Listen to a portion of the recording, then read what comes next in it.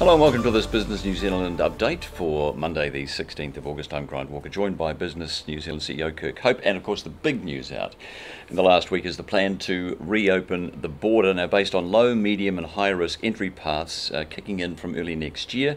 Now that depends on, that risk is what countries are travelled to and from, correct? Yeah, that's right. So the risks will be around whether the populations have been vaccinated, how much COVID is still in the community, and again, some of the risks that returning travellers might face. It is a trial. So we're talking about, if we talk about the business pilot, so what the government have agreed to do is run a pilot where businesses can express interest in being part of the pilot, and this will occur around September, October. So businesses will be asked to apply. We've been asking the government for the detail of that, and we'll be getting out to members with that. One of our team, Phil Love, has been working alongside the Ministry of Health on the other area, which is the vaccine rollout in workplaces. So he's got some good contacts to help get the information that businesses will need to put forward their expression of interest. So look out for that information. What that will mean is that business travellers can go out of the country, they can come back and self-isolate as opposed to go into MIQ. We know that MIQ has been a massive pain point for business, so this will be welcome, but there are some rules around it. Like what? So, for example, you'll need to isolate alone. So you'll need to create a set of circumstances where you're able to isolate alone. That means you'll have to have a space that's kind of away from probably your family and your general living area. Bearing in mind what's happening not only in New South Wales but for the majority of Australia at the moment, I gather it's more travel to other countries than that. Yeah, so I mean, I guess until Australia gets its vaccine program more completely rolled out, that might be a bit of a struggle, or at least parts of Australia, particularly obviously New South Wales is doing it pretty hard at the moment, and that's terrible. And I guess on another note, it does remind us about the need to be prepared, I think, consistently for the prospect, if Delta gets into the country, that we might have to face a lockdown relatively quickly.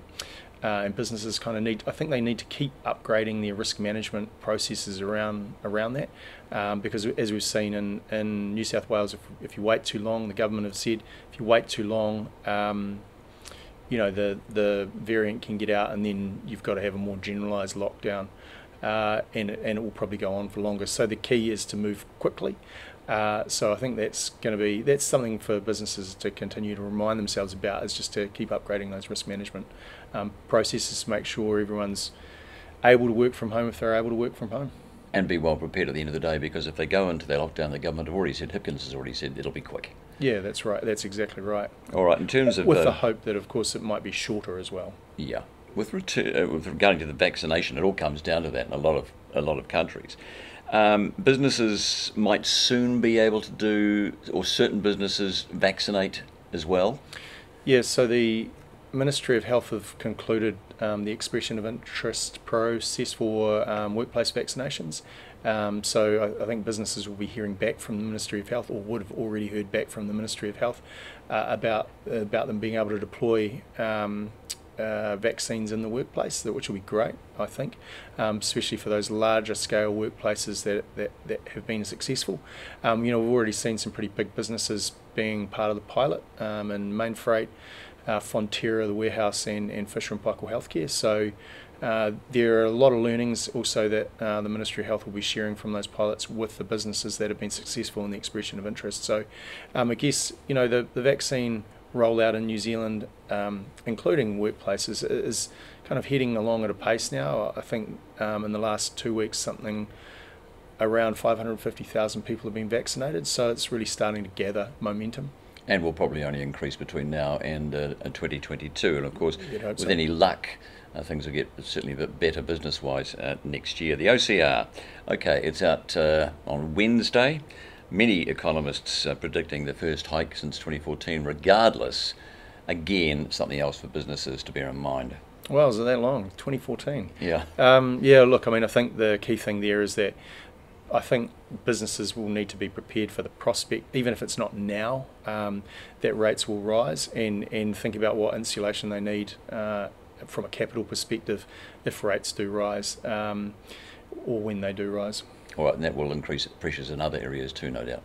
Yeah, well, I mean, I guess that what it might do is increase cost profiles for businesses, alongside increased labour rates. They may have to increase their costs to consumers. I guess this year, 2021, is the year of change, but it's the year of having to change with the change, if you know what I mean. Yeah, that's a nice way to put it. Yeah, go, thank you. Thank you.